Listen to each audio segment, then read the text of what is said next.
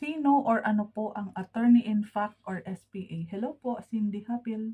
Division Manager po ako ng Dream House Realty, focusing on mainly Cavite project.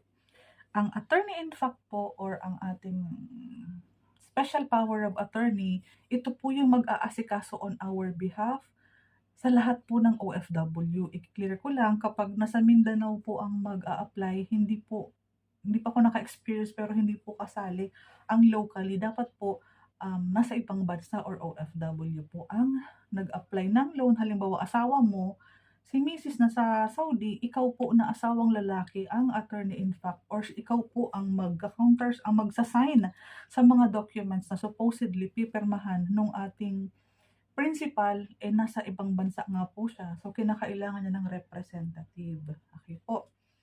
Iba po kasi ang set ng requirements ng mga